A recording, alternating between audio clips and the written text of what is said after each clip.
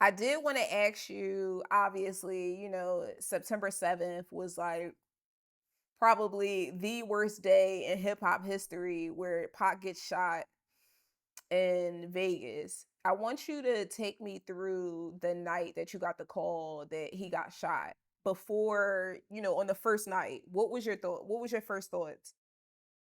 I didn't know that he got shot that night. I was living in the Bay Area, and I went to sleep and I had just bad dreams all night. And I woke up real early and my mother called. And my mother's actually the person who told me he got shot. She thought I already knew. So, like when she told me that, and she told me, it's kind of serious this time. And I just remember walking into the office of the house I was staying in, sitting down and telling my friend I have to go to Vegas. I need to go to the airport right now. And I need to get a ticket and I need to go. Like I couldn't think about nothing else. I just had to get there, And I remember it was a short flight from there. You know, I didn't even know what hospital. I didn't know nothing. Like I just got on that plane and got my ass to Vegas. And when I got there, I think like the newspapers, or I asked the cab driver like what's the biggest hospital, and I pulled up, and I told you what happened when I pulled up. But it was crazy. It was crazy. And when did you get there? Did you get there like the next day? So it would have been September 8th, or Yes, I was got it there like a the few next days in day. between from Hmm. you said you got there the next Yeah, the day? next evening, because I was able to get a flight like about 5, 6 o'clock in the night. Hmm.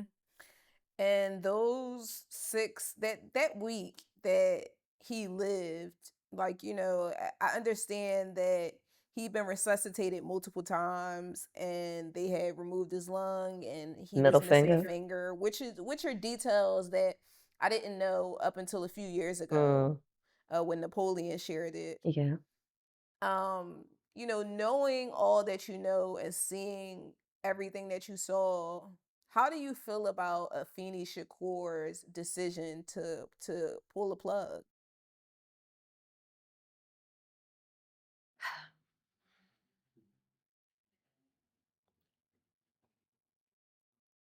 She loved her son, and I think she did what she thought was the best for him. Um,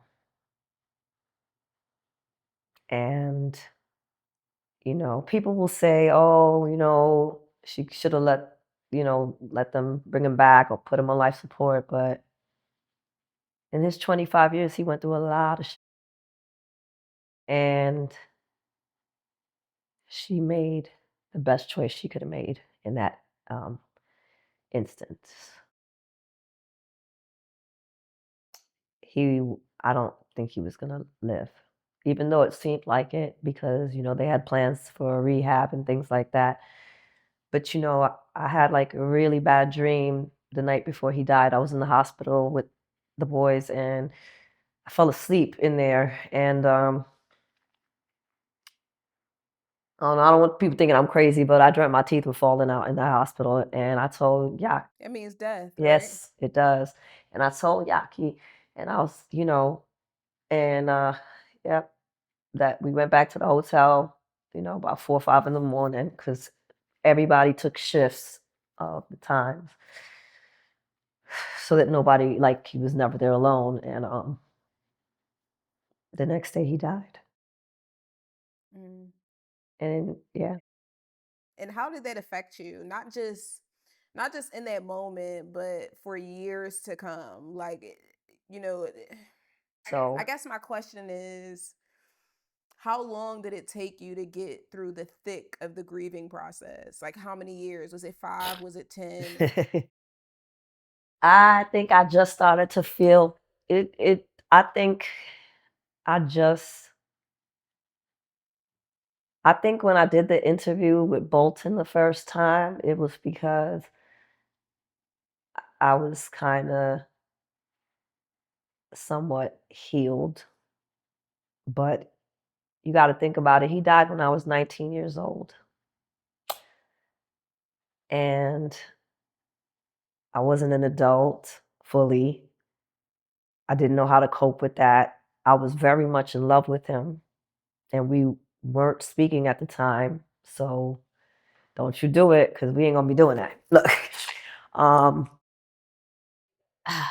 so it had a long-term effect on me. I wasn't okay for a long time. I was very depressed. I turned to alcohol.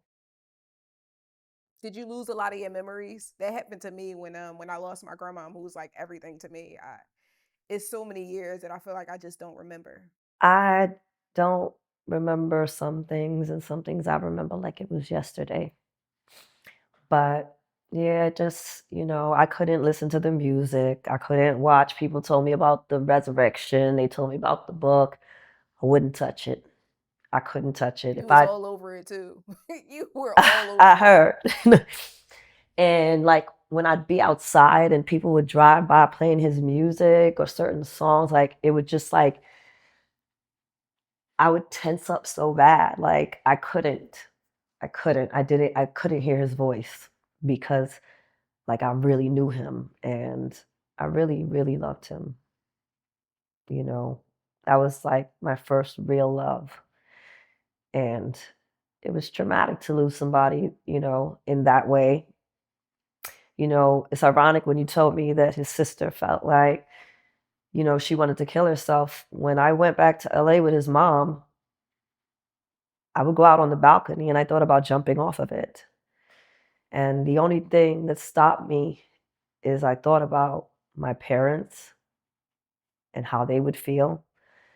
And I also thought how fucked up it would be if I was to do that. And like his mother just lost her son. So, I got my shit together as best I could, but it definitely affected me for a very, very long time because he should be here. He deserves to be here, and he would have grown up and matured, and he would have gave such a great present to the world in his art and his mind, and it just, it's not, it's fucked up. He should be here. Mm. And how long did it take you after his death to get yourself acclimated to hearing his voice and listening to his music again? Was it a decade? Longer. Uh, I would say in my 40s.